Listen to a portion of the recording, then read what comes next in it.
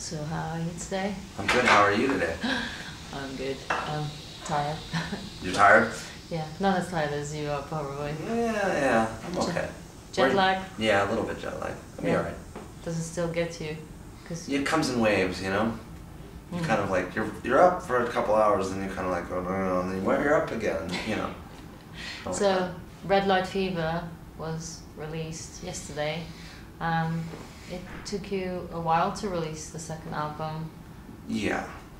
Did you write it for that long, or? No. It took me... You mean since the last record I put out? Which only came out in America, really. I came out in Australia, too, as well, but... no, it was just a matter of getting time to do it, you know? Really, because I had been busy with the Foo Fighters, you know? And then we had this block of time, and then I made the record like a year ago. Then I had to sit on it for a while to get the right ducks in line to put the record out. So no, but it gave me plenty of time to write stuff for it, you know. Is it, because obviously your first album wasn't released here, I mean the band album, obviously. Yeah. Is it similar sounding or is it different? It's really different sounding, just by virtue of how it was recorded. The first record was done very low budget, no gear, like it just very small sounding little record. This record's more expansive and brighter and bigger sounding. Yeah, there's a lot of glam rock kind of. Yeah, that's what everybody keeps saying, I guess. You know, like yeah, I mean, you know, that's just sort of part of my, you know, love of music. So I guess it just it just sticks out. You know, it just does. Did you have any influences in mind when you wrote it, or did you No, just not turn out necessarily. that way? I just kind of went where I naturally wanted to go when I was having fun doing it. I mean, you know, I hear the influences too. You know, I loved Sweet. I love Queen, T-Rex. I love all that stuff. That sort of early '70s English glam, glitter, whatever. Yeah, there's a lot of. I mean, there's also a bit of Beatles kind of sounds. Yeah. There. Well, I mean, really, but the thing is, all of that glam stuff that we were talking about, that just all comes from the Beatles. It all comes from the Beatles, really. That's strange because you'd expect you to sound very American rock. I know it sounds more English. Yeah, it does. Yeah. So yeah. it makes sense to put it out over here, I guess. Yeah, absolutely. I wish the first one would have come out over here as well, but you know, whatever happened, the powers that be, it didn't really happen. But this time, I'm sorry. I'm really glad it did. Yeah. So, how did the band happen? Well, and the first member to join besides me was Gannon, the guitar player. And that happened because his roommate is one of my best friends, Drew, and he actually helped me make the first record. So Gannon lived at his house at that point. Gannon was there, and Gannon could play some on this record, you know, and he just thought we just became really good friends and decided to, you know, we were going to go out and play this stuff live, you know. That's my guitar player, you know. Cool. So did you always know you wanted to have that transition and start being the frontman, basically? No, and I'm not, and I still don't really have that sort of aspiration. And I'm sitting behind the drums the whole time. I'm not like up front, so I'm not really a front man technically, I guess. But no, none of it was aspirations really. Everything just kind of, you know, just naturally happened. Yeah. To have another outlet of something to do for fun, you know. What kind of audience does Taylor Hawkins and the Coattail Brothers are? Really big Foo Fighter fans, I would say. You know, I mean, how else would anybody know about it to begin with, or even care? So I would imagine for the most part, those are the people that come to our shows are really hardcore Foo Fighter fans, and that's fine, you know. Yeah.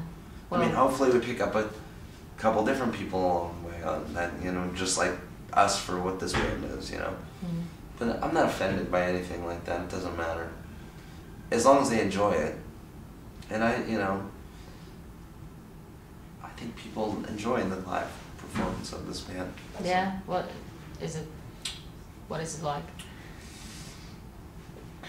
I don't know. You'll have to see. How will tonight? I don't know. I don't know how to explain it. So dudes with guitars and drums singing. Nothing new, but different because I'm playing drums and singing the whole time. So that adds a sort of different kind of dynamic to it than normal. And you know, just a lot of good musicianship. The guys in the band are really good guitar players and bass player, and so. Is it weird that now you're more into the spotlight because you're the singer, you're the frontman? It's not a big spotlight. No, well, it's the first album that's released, I think. Yeah, over here, so yeah. Anyway. Is it weird for me? A little. It's a little weird for me to sort of carry that weight to a certain degree of like, you know, doing a lot of the interviews and stuff like that. Where normally I'm just like the guy, you know, that's kind of with Dave or whatever, and there's something more comfortable about that, I suppose. But you know, I just take it for what it is, you know. Cool. What's the name about? Who came up with the name of the band? A friend of mine came up with that name. And he was just kind of making fun of me for even having a band on the side, the Coattail Riders, you know, and that, you know, obviously it's just kind of making fun of the idea of having a side project. And, you know, like I was saying earlier, the people that come see us play are pretty much Foo Fighter fans. So this band is sort of riding the coattails of my other successful band, you know. And rather wait for people to make fun of you for it or say something, you already said it. Yeah. You've already sort of extinguished that fire.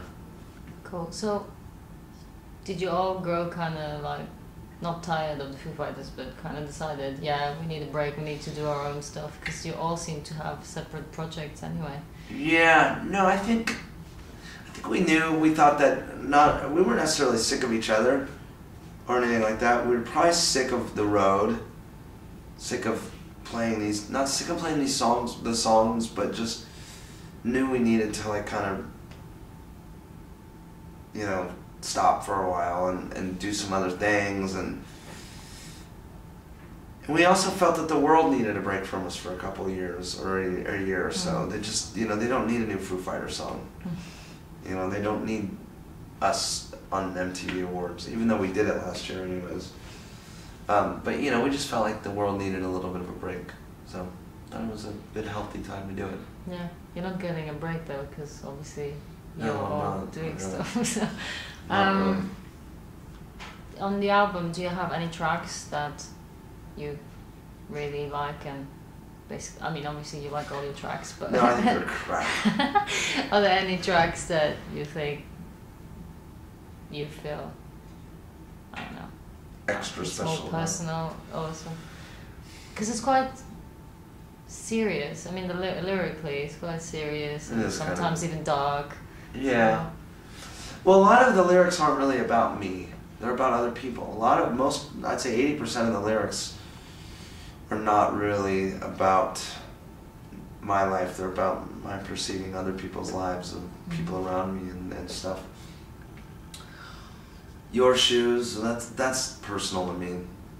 That's about someone close to me. You know. I Don't Think I Trust You Anymore. That's definitely about someone who people I grew up with that got divorced and had kids and like went through a bad divorce and cheating and all that kind of stuff, and that was about their sort of relationship. And some of the songs are just sort of lyrics stuck together, like sentences, you know, like that don't really necessarily relate to each other, but sort of work together, you know. Cool.